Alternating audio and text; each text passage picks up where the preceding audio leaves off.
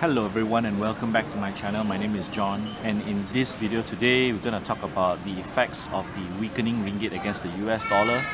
As consumers, we definitely feel the pinch because the rising US dollar has eaten up our purchasing power against the US dollar. Food prices are more expensive, services are more expensive, especially if you consume a lot of products from overseas where they are denominated in US dollar. Definitely you'll feel the pinch.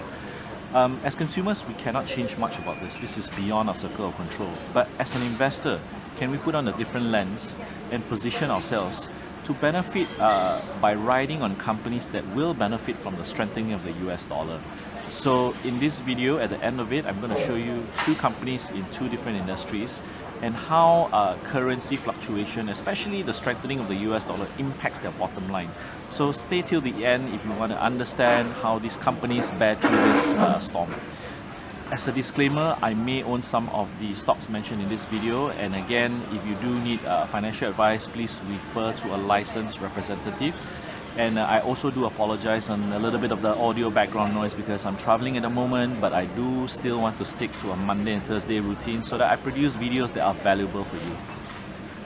I think it's best to begin this video by understanding a little bit of historical context and looking at how the ringgit has performed against the US dollar and how the US dollar has strengthened over the years.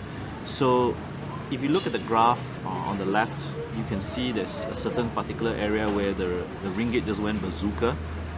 That was the year in between. If you see the axis on the bottom, 1995 to 1999, that was actually 1996-97, the Asian financial crisis, where I think the ringgit spiked all the way to 4 point something against the US dollar.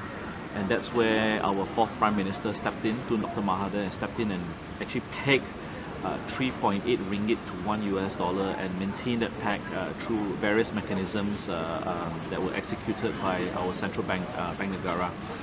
Now, our country's economy is very much reliant on trade, and the most dominant trade currency in the world is the US dollar. So we are bound to correlate or contribute. Our economic contribution is very much correlated to the currency exchange between the US dollar and the Malaysian ringgit.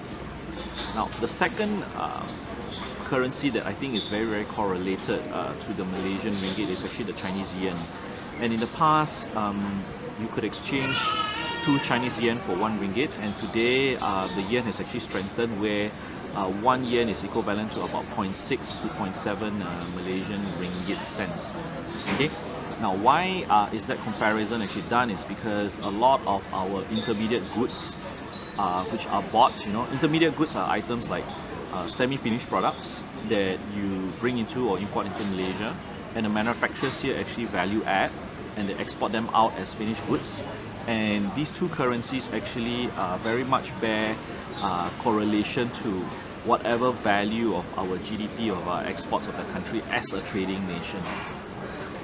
So if you look at the statistics being shown on the screen right now, as you can see, our major exports actually are contributed by electrical and electronic good products, followed by refined petroleum products and also palm oil.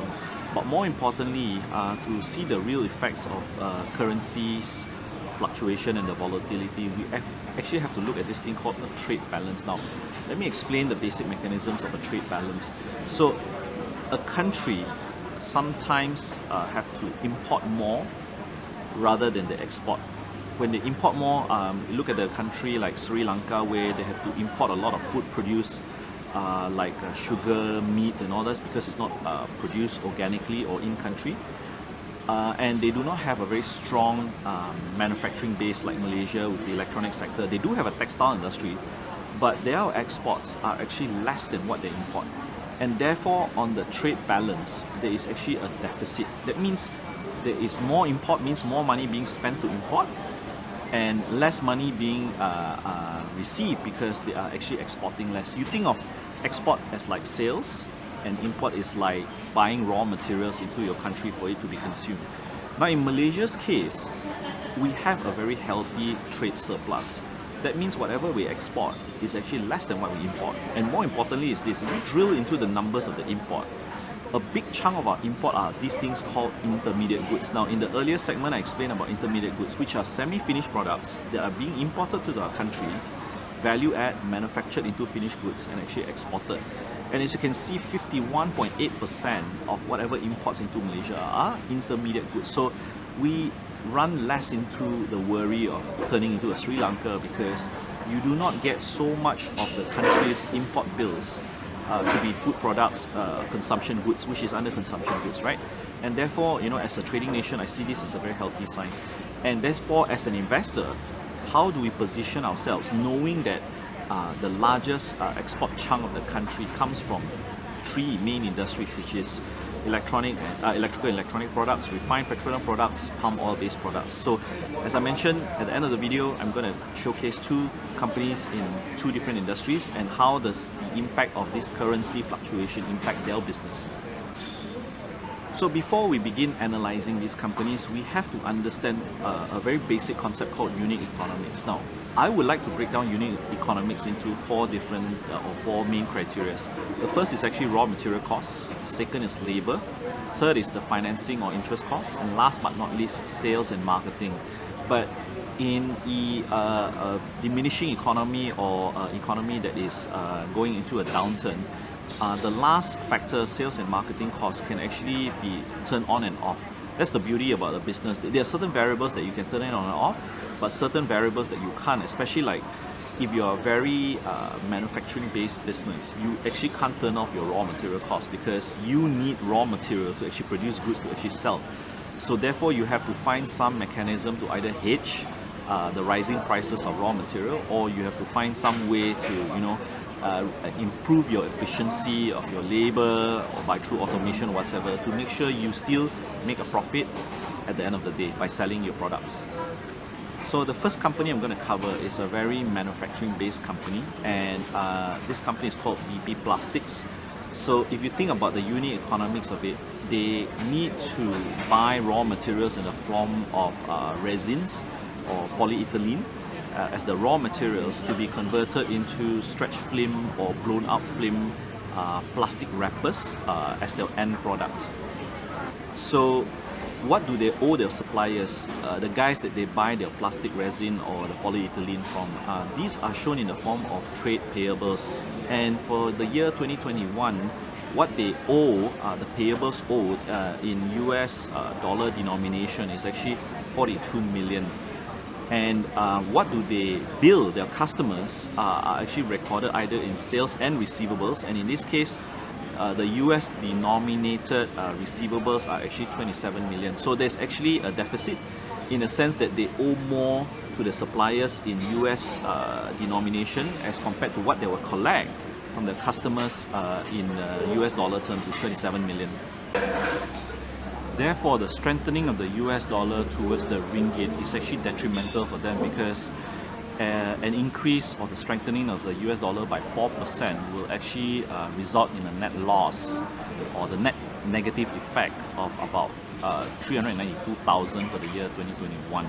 And this is shown on the screen right now, and I just wanted you guys to understand, when you understand the unit economics of each different business models, where their cost of goods sold is actually very much denominated in US dollar, and whatever they sell is either, if they sell to an export market, also US denominated, it will naturally hedge out. But if they do have less export based or US denominated based sales, but more local based sales where they are actually priced in Malaysian ringgit, they will actually suffer from the strengthening of the US dollar. However, the reverse is true. If the US dollar weakens against the ringgit, then therefore there will be a positive effect to their bottom line, and it's calculated 392,000 here. So again, once you understand these business models and you understand the unit economics and each one of the four main parameters behind it, then you'll be able to access the impact of the currency volatility towards this business. I hope you're getting value from this video thus far, and if you did get value, do consider subscribing to my channel, hitting that like button, give me some comments or ask some clarifying questions on this topic. and hit that notification bell so that you know new videos are out for you. And I always strive to provide value to people watching this channel, because I've tremendously benefited from other YouTube content creators that have taught me how to look at investing very differently, how to look at entrepreneurship differently. So, you know, hoping that this video will elevate your mindset and also strengthen your framework when it comes to investing. So moving on to the second business and second company that we're going to cover as a case study today. So this company is called VUCA, and for those of you not familiar with this company called VUCA, they're actually an automated test equipment manufacturer, or I would like to call them a systems integrator. Their business model is very simple. They buy bits and pieces, assemble a very intelligent machine to test printed circuit boards in the semiconductor and electronics industry. So their unit economics is slightly different, not slightly, quite different from that of BP Plastics, the manufacturer, because their raw materials are actually component based. They can actually source it from different countries or different sources to their competitive advantage, and it's not so much hedged on volatility of even, you know, plastic resin or polyethylene prices, right? Their biggest cost contributor is actually their labor costs. Engineers, technicians that they hire to actually build these machines, and therefore if they are hiring locally, they are actually benefiting because of lower currency against a company that is set up in the US, where they have to pay salaries in the US dollar. So in this case, more specifically, their receivables that they're going to get that is denominated in US dollar is about 185 million. But their payables to their suppliers, the people where they buy the components from, are only about 46 million. Loans and borrowings denominated in US dollar is only about 34 million. So in a way, they are one of the beneficiaries of a strengthening US dollar, because their costs are mainly denominated in Malaysian ringgit. In their annual report for 2021, they did highlight the effects of a strengthening US dollar, in which it will be beneficial. A 1% strengthening of the US dollar against the ringgit will actually contribute about 1.45 million to their bottom line, and the reverse is true. A depreciation of the US dollar would actually impact by the same amount, right?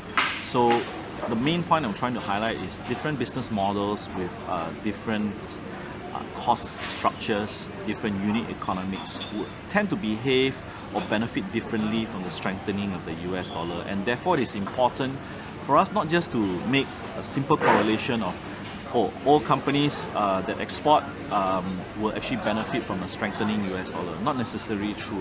Some of it it will net out, and you just get a net effect there, because raw materials are priced in US dollar, a big chunk of it, and then their sales, even though it's in US dollar, it nets out the effect. Whereas companies where you have a very big chunk of your cost in Malaysian ringgit, but your output or your sales of your product actually denominated very strongly to the US dollar, then they will benefit. Obviously, there are many other factors and various other business models that will be impacted by the fluctuation of the US dollar, the strengthening of the US dollar to the ringgit. But I just wanted this video as a summary to help you understand what are the parameters you actually need to look at. First and foremost, try to find an export-driven company that has a huge chunk of their sales denominated in US dollar. Secondly, you have to understand the unit economics of the business, whether their raw material cost contributes a big chunk, because then there is a net effect, because the strengthening of US dollar means increase in raw material costs, and even though you are pricing your product in US dollar, it actually nets out. However, companies that will benefit are those that not a big chunk of their input cost is actually in US dollar. However, a lot of their cost is actually Malaysian ringgit, and their sales are actually dominated in US dollar. Those are the guys that will truly benefit from the strengthening of the US dollar towards the ringgit. I hope you've enjoyed this video so far. Please hit that subscribe button, the like, and also that notification bell so that you know new videos are out for you. And I'll see you, hopefully I can record the next video in a studio where the audio is better, and sayonara guys.